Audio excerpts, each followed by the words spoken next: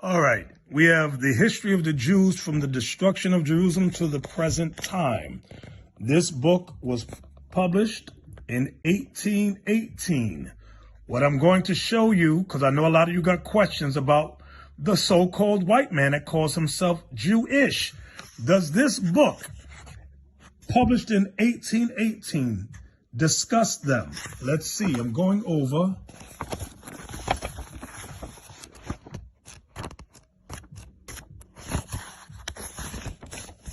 to page 167, chapter 11. Let's go down to the highlighted area. The 8th century is, I'm here. The 8th century is celebrated by Jewish writers for the conversion of Khazar. Some books call these people Khazars, okay? But it's talking about the conversion of the white man to being Jewish. The conversion of Khazar, a pagan prince, to their belief. According to their accounts, he became dissatisfied with the religion of his people and progenitors, meaning forefathers, and conversed on this subject with philosophers, Christians, Mohammedans, meaning Muslims, and Jews. These Jews are black Jews. At length, a learned rabbi convinced him that Judaism was the only true religion, to which all others were but as the shadow to the substance, or the picture to the living original.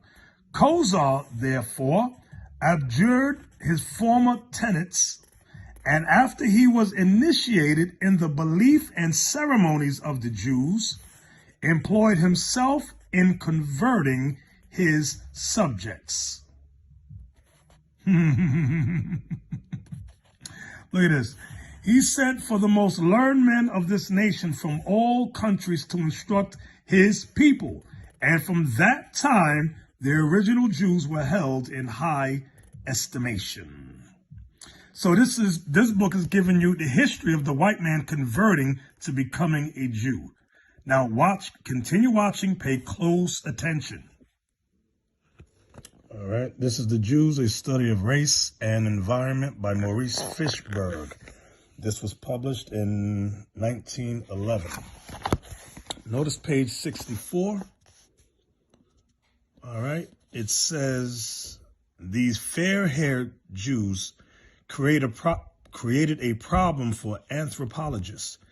It is a question whence these Indo-Germanic Jews, as Virchow called them, have found their way into the midst of a dark complexioned race like the Jews. Wow. So the scholars know the original Jews were dark complexion, meaning black. All right. Light and Truth, collected from the Bible in ancient and modern history, containing the universal history of the colored and the Indian race from the creation of the world to the present time, by R.B. Robert Benjamin Lewis. I'm going to page 354 in this book. Y'all know I really like this book here. And we're going to read about Jeremiah. I'm starting right here. Jeremiah the prophet was the son of Hilkiah. The words of Jeremiah to his friends. Thus saith the prophet, chapter 8, verse 21. I am black. Here he describes himself to be black. Lamentations chapter 5, verse 10. Our skin was black like an oven, meaning burned in a furnace. Here he describes his people. They are black unto or on the ground, mourning because of the terrible famine. Jeremiah 14, that's verse 2. Our necks are under persecution.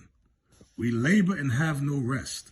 We have given the hand to the Egyptians, meaning our slave masters, and to the Assyrians, another slave master, to be satisfied with bread. So this book shows you that they knew, according to the scriptures, the Israelites were, are, and will always be a black people. Fact. Commentaries on Hebrew and Christian mythology by Judge Parrish B.